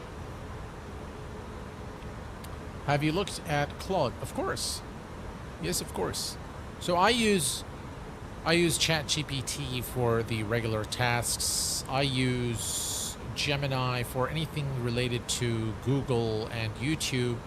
I use Claude for programming and tasks like that. Although I'm starting to find Claude to be a lot better than ChatGPT with daily tasks. And then I use, my absolute favorite is Manos, manos.im. Manos is the best available AI tool for research, but is also very good for graphics workflows and things like that. Very, very good. It's excellent. Right, 7,000 feet. As soon as we clear this restriction, we're pretty much there now, guys. And actually this is looking really nice right now.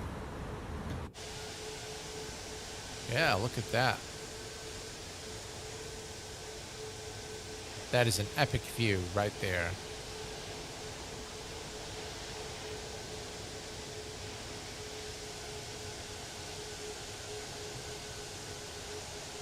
I love that subtle wing flex.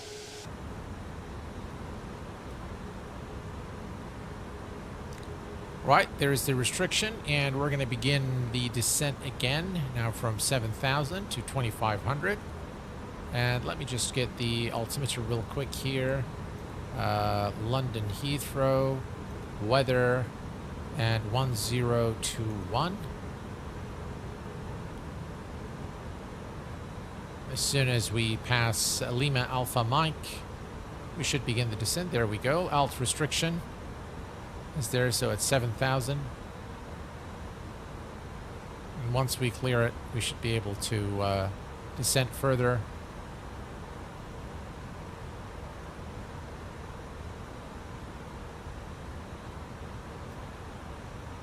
$2,500 set. Okay, perfect. Now I think once we are here at maybe right here at LAM 30, we will save the situation so that we can do multiple landings. Glad you're enjoying what you love to do with your hobby of flight simulation, considering the horrible situation that is happening in that whole area. Praise to you and your friend. Thank you so much, sir. Delta TriStar. Thank you very much, sir. I appreciate it. Yeah, it's been very difficult, especially for you know, the kids. You know, we went back to like online schooling and you know, work. They decided to enact or activate working from home. There has been a civilian casualties, actually, and civilian buildings hit in Kuwait City earlier this morning. So yeah, the situation is really bad, and I quite frankly, guys, I don't understand this whole thing. It's just well, I'm not gonna go there. That's a forbidden area on the channel, so I'm not gonna go there. But thank you very much for your wishes. I really appreciate it. Thank you very much. Appreciate it. Thank you, sir. D3642. Thank you very much. Appreciate that. All right, guys, we are almost there now. We can see London here in... I think things are loading here, as you can see. A bit of an immersion breaker, but unfortunately, my internet connection isn't all that great. And I can see there's a stadium there. And probably that's Canary Wharf right there. That's the Dome. And right in this area in Meridian Place is where my family has got an apartment there, which is a beautiful place, really, at Canary Wharf. Very, very nice place. Okay. We're looking good here. And we do have a restriction of 7,000 feet up until LAM 30. And then we can begin the descent towards London Heathrow. And that's where we're going to probably save the situation, so we have sufficient time to try different scenarios, perhaps. I'm just really wondering, guys, I'm just really pressed for time. That's the only thing. So tomorrow is a working day. And yeah, the situation is not... Anyway, we'll try to do what we can do. Okay, so here we are. This is the 10 nautical mile ring. We're going to pass that out, actually, so it gives us enough time. So maybe not here, because that's going to be very long. So maybe at the center fix, we'll save the situation, and we'll see how it goes then. Okay, perfect. Let's switch to the outside real quick.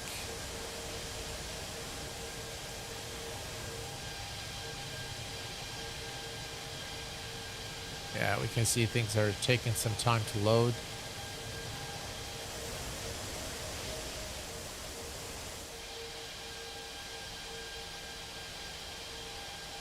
And the same thing is probably going to happen with the runways when we arrive.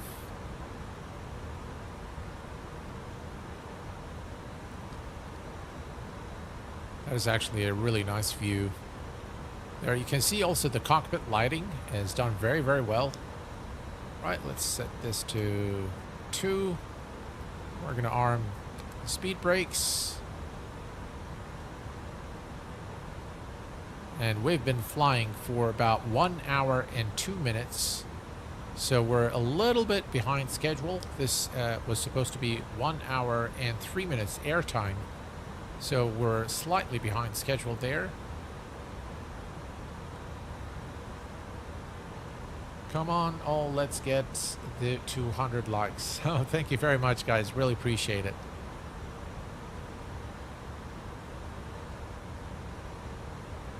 All right, so let's take a quick look here. Seatbelts are on, non-smoking ground spoilers are armed. So the only thing remaining, we've already set our auto brake, and so we've got landing gear and flaps to configure for our landing. All the lights are already on, so we're good there.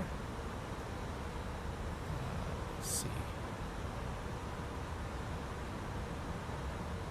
Everything here's good. Everything there. Okay. Perfect. We're going to turn on the map lights. Brighten up things, brighten the cockpit a little bit. There we go. Very nice. Really nice night lighting. Let me go here just to show you the cockpit. There, let me go there. There, look at that.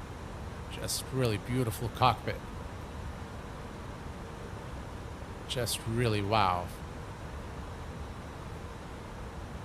Okay.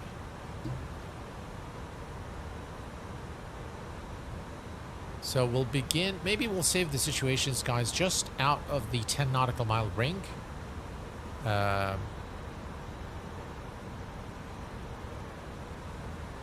All right. I think we can go to flaps 1 as soon as we pass Lamb. Because we're actually not very far from the airport. That's the airport. That's London Heathrow right there.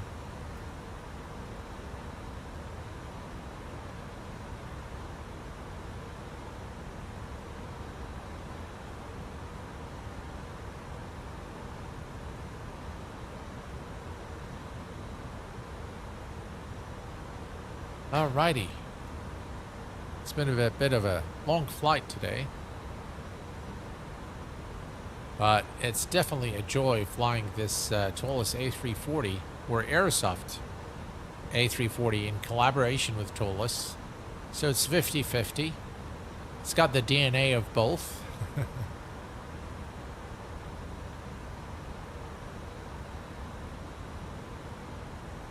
All right. So we are out of 7,000. All right. I'm going to go to approach. Now we begin the descent.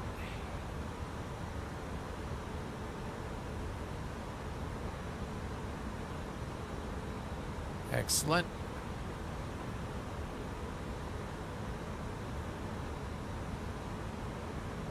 We'll let the aircraft descend a little bit. Let's switch this to 10 nautical miles. So there is a restriction at 6,000. I'm going to go ahead and set the altimeter to 1021.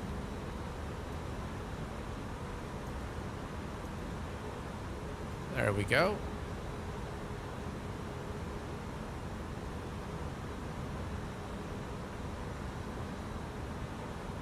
And there is an alt restriction there at 6,000.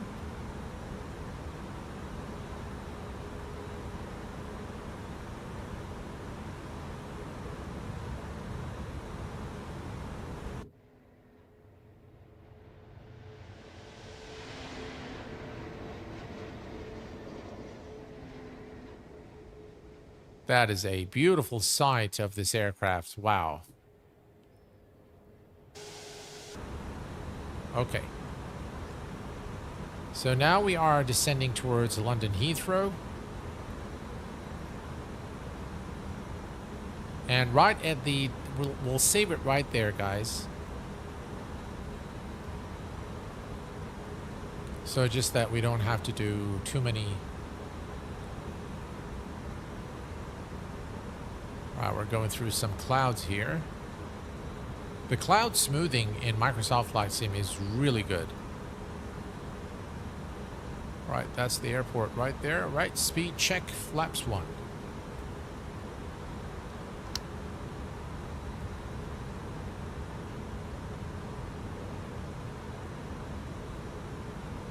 All right, let me save the situation here. So we're going to come here, startup and situations. I'm just going to call this EGLL, and we're going to save it. Do we have it now? EGLL. Okay, we have it. Perfect. Right.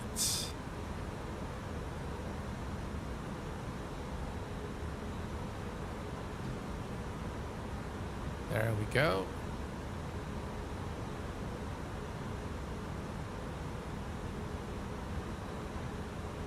We're looking good. We're out of 3,000, out of 4,000 for 2,500.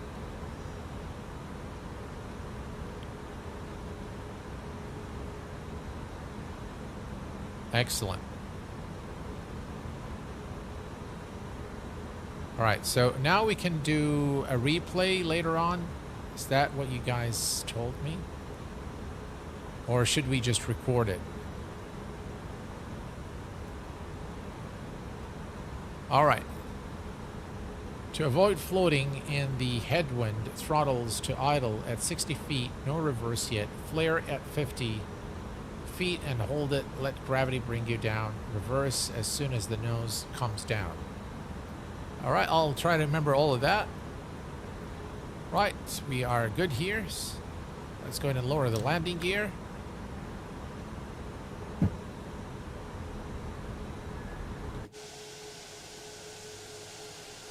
Wow, guys, look at that. Look at those beautiful strobe lights.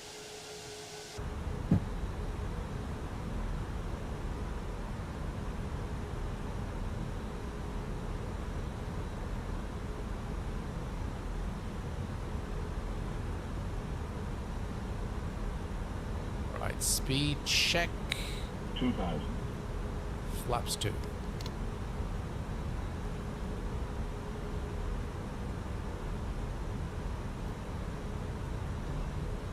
Right, cabin crew, seat for a landing, please.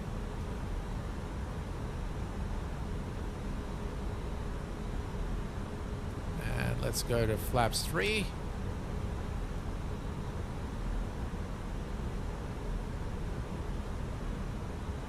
And flaps full.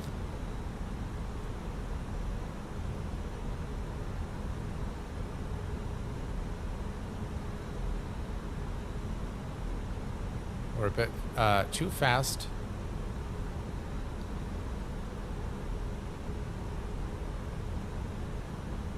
That is a really nice approach.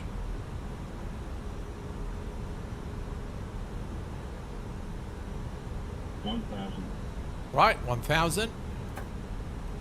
Autopilot off my aircraft.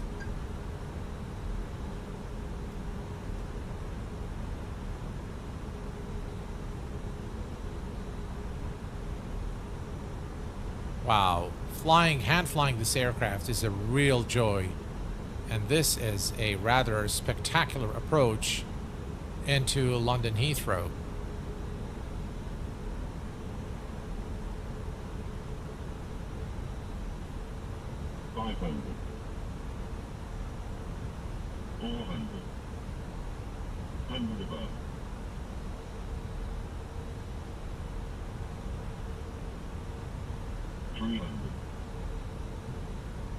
Minimum.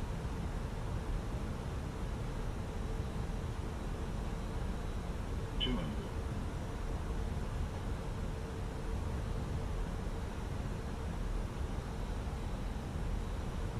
100. 50. 40. 30. 20. 20, retard, 10, 5.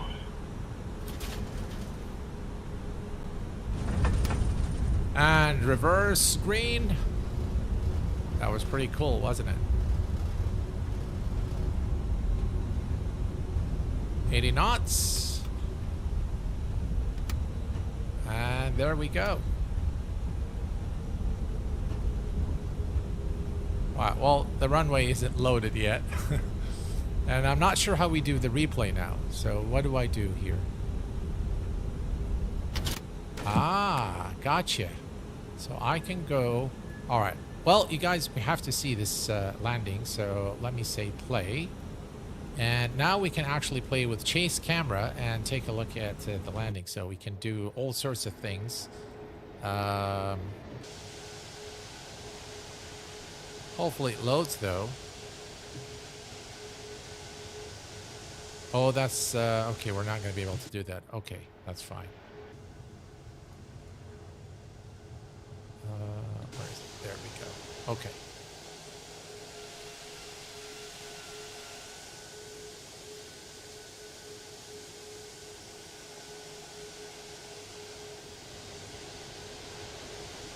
Do you guys want to do another landing? What's up with the terrain? It's my internet connection. It's really bad. Yeah, it's because of my internet connection, guys. I've been having some issues with my internet connection, so it takes a while to load things. So yeah.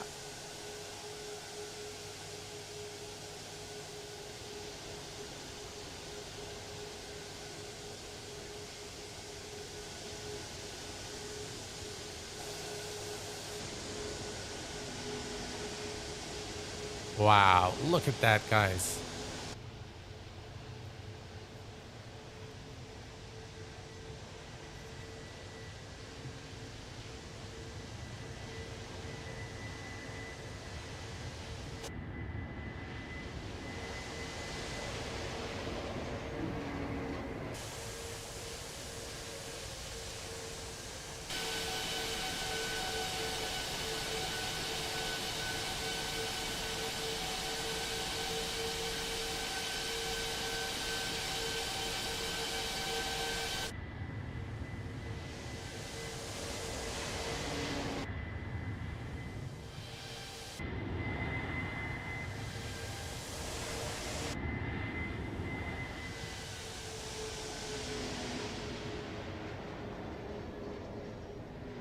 What do you guys think? That was pretty cool, wasn't it? The hand flying on this aircraft is absolutely amazing. Wow, that wing flex was a bit violent. Right, let me go back here and let's do one. God, I hate this. The internet is just really bugging me. All right, let's go back here a little bit. No. There. That one is closer. Forward. Forward. 1,000. Okay, so that's 1,000 feet.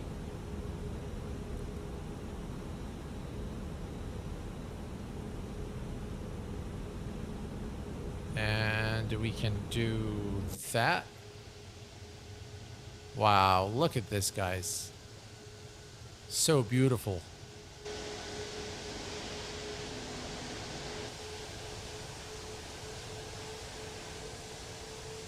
London Heathrow is probably one of my favorite approaches in the sim, both in X-Plane and in Microsoft Flight Sim. Yeah, the stuttering, you can look at this like Gotham.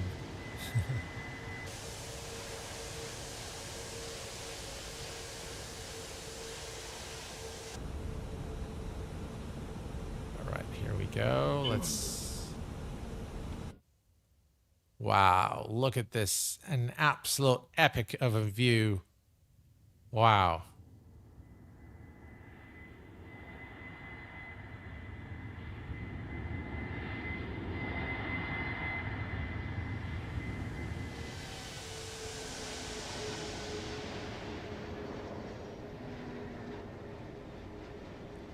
All right, should we do another turn from maybe it will be better. No, it's my internet connection. There is a problem with my internet connection. It's got nothing to do with the sim. It's on my part, on my end. Okay, so I'll tell you guys, I really want to do another landing, but I'm really tired. So I do apologize. Perhaps we do it some other time. Okay, do I have control of the aircraft now? No, I don't. So how do I exit this mode here? Do I click it? Ah, there we go. Okay. Yeah, things are not loaded. This looks really bad. All right, so let's retract the flaps. I think this is the taxiway.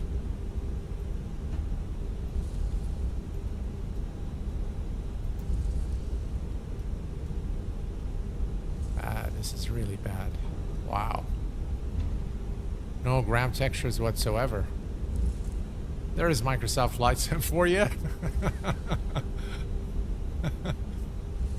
Yeah, that's one of the, you know, the dependency on the internet with Microsoft Flight Sim is just really bad. All right, there we go. Let's see, we'll just see, maybe things will load eventually.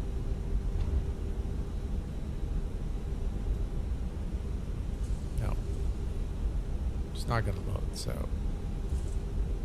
we're just going to bring the aircraft to a stop here.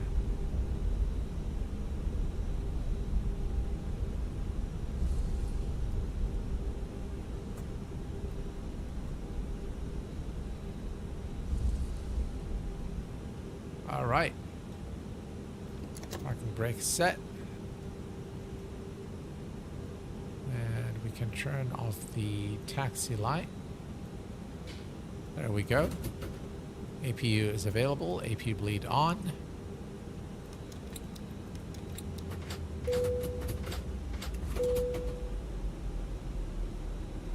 And there you have it. Yeah. Pretty enjoyable stream, with the exception of, you know, no textures today. Looks pretty strange without the textures. Now they're coming. There we go. Again, yeah, and my internet connection is really bad. Really, really bad. Okay. So we're gonna turn off the beacon lights and everything here. We can now tell GSX to do the let's see, request deboarding. The boarding requested. And we're going to use let's see, United. No. All right, well, flight service, that's fine. All right, here's the jetway, and now we'll get all the vehicles coming to unload the aircraft. We can see the cargo door is opening here. And yeah, it should start momentarily. Well, which one I should download? So map enhancement or Ortho4XP? Map enhancement. So my concluding remarks on the ToLiss after this first view, or first look preview of the aircraft is that I am extremely excited at both having a ToLiss aircraft in Microsoft Flight Sim. I'm very excited about the collaboration, which seems to have worked very well. And here are the fruits of the collaboration between Aerosoft and ToLiss. This is something I highly commend and fully respect. Those two giants in the Flight Sim software development having joint forces to develop this high-fidelity A340. From the texturing perspective, I feel that this aircraft is really of the highest order. The texturing of the aircraft throughout, both interior and exterior, are done to a very high standard. As far as the coloring inside the cockpit, it is my opinion that it feels a little bit off, but not a big deal. The aircraft definitely is a high fidelity representation when it comes to the systems. Every single system that you'll find on the A340 is modeled and works exactly as it should. One thing that we have not tested, guys, which I am wanting to test is, let's see here. Let me go back here very quickly, and you can see that all the circuit breakers are actually modeled here, so you can reset them. So this is, again, a study level simulation of the A340. The one constructive critique that I have of the A340 is its dated electronic flight bag. While the flight bag is fully functional, it's practical, and it's got all the blows and whistles that us flight simmers need in order to operate an aircraft in the sim, I feel that it could use a much better user interface and more modern look and feel, because this is, again, something that is developed for the Microsoft Flight Sim community. But as an X-Plane user, I definitely appreciate the familiarity with the electronic flight bag. Well, guys, I hope that you have enjoyed this stream as much as I enjoyed streaming it for you. Hopefully, in our upcoming streams, I will have this internet connectivity issue resolved, and we will not have those blurry, immersive, breaking textures in the upcoming streams. But let me also tell you that we will be taking a look at the TX, the Piper is at 28. It's the recently released Just Flight in collaboration with Fronda, another two developers that work together in order to bring high quality add-ons to X-Plane. So we are going to be taking a look at the recently released Piper TXLX, I think, for X-Plane 12 in our next stream. But until then, please take care of yourselves and each other, and I will see you all very soon. Thanks for tuning in. I will see you guys next time. Have a beautiful day.